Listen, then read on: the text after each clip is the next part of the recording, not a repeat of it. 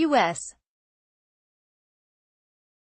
President Donald Trump's lawyer reversed course Wednesday, saying Trump had signed an October 2015 letter of intent to develop a real estate project in Russia during his presidential campaign, after earlier denying it in a weekend television interview.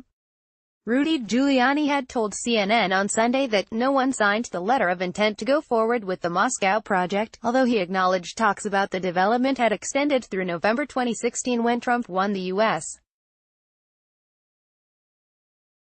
presidential election. Giuliani backtracked in comments to Reuters on Wednesday, however, after CNN reported late on Tuesday that it had obtained a copy of the October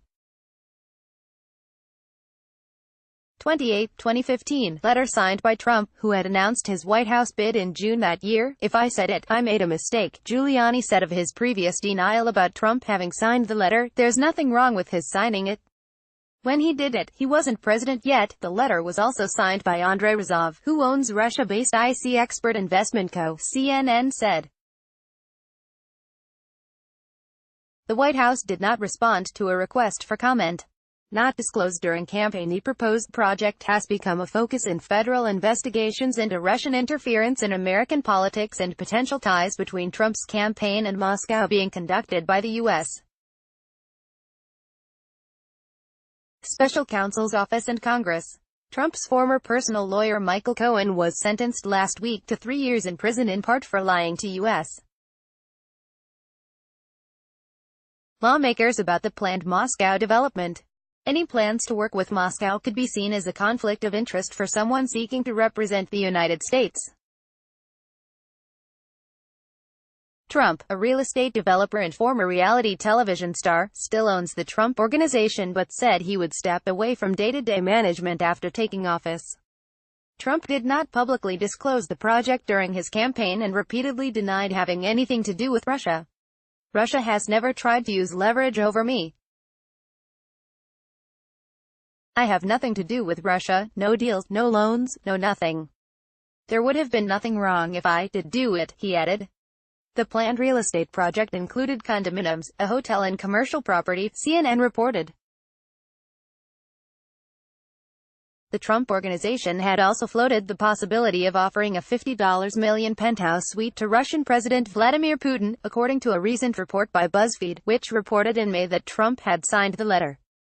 Trump has denied any collusion and raised doubts about U.S. intelligence findings that concluded Russia sought to interfere in the 2016 election. Russia has also denied any meddling. New sanctions, but U.S. lawmakers believe Russia did interfere and have imposed a series of sanctions on Russian businesses and individuals. The U.S.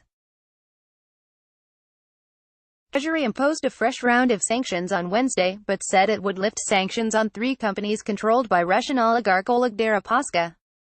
The U.S.